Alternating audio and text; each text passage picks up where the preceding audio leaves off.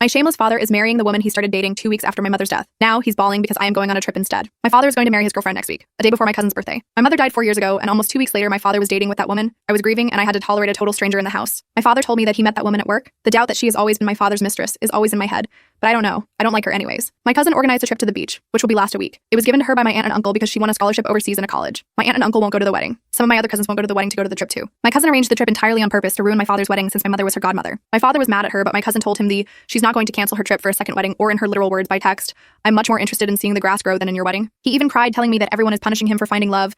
I asked him if my mother wasn't the love of his life then, and he kept crying, saying that I don't understand because I'm too young. He says that every time I try to talk about something serious with him, even when I want to talk about politics or important things, it's his way of shutting me up. And he just finally found love. His words, he said his girlfriend is the real love of his life. Good for him, I guess. My mother always said he was the love of her life until the last day, and because of his words, my mother was never the love of his life. I think I feel sad to think about how my mother would feel if she hear my father say that he finally found real love, when in my mother's eyes and words, he was her soulmate. Can you really find the love of your life in 2 weeks? I understand that grief is different for everyone, but who grieves spending Christmas with your new girlfriend and not with your daughter who lost her mother? He neglected me since that, even if I was a teen, everything was always about how he feels and wants. I told him that I will go on the trip and I don't want to attend his wedding, and he kept crying. My paternal grandmother called me to pray and tell me that I am being unfair to my father who just found love again. But I just don't want to go, neither be near to him. I stopped being close to my dad long time ago, that my perception of what a father figure is has been almost totally erased from my mind. I decided to talk to him again and ask if he cheated on my mother. I got really anxious and just needed to know the truth because it was something that made me feel really nervous. After insist and hearing him cry, he confessed to me that he had been talking and going to places with her for a while my mother was still alive, and even before she got sick. When my mother died, his girlfriend, at that time friend, approached him to comfort him. My father told me that it was the first time they had physical contact, but he always felt guilty about his friendship with that woman. I'm not very familiar with the subject, but I think it's what people call emotional cheating. I only know that he kept it a secret because he knew he was doing something bad. I asked him if he and my mother were having marital problems, and he said no, not at all. According to my father, his friendship with his girlfriend was something he planned to keep as a secret forever when my mother was alive and healthy. Father told me that he thought he loved my mother until he kissed his girlfriend,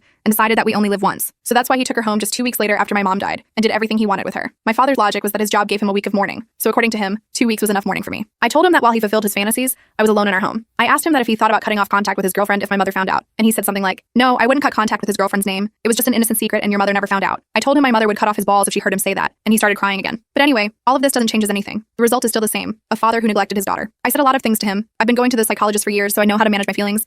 But at that moment, I told him everything I've been keeping to myself, and he cried again. Isn't that weird? Cry when you're the one who screwed up? I only feel bad for my mother and myself. For now, I warned him that I am going to rent the house to make money and cut off contact with him when he leaves the house with his girlfriend. He didn't complain about that because at least he always agreed that the house is mine. I'm not going to leave him homeless or anything like that. I'm not going to his wedding. I'm not going to invite him to my wedding in the future. I don't care if my future kids doesn't have a grandparent or anything like that. I think years ago, I lost both parents, but luckily I have my family.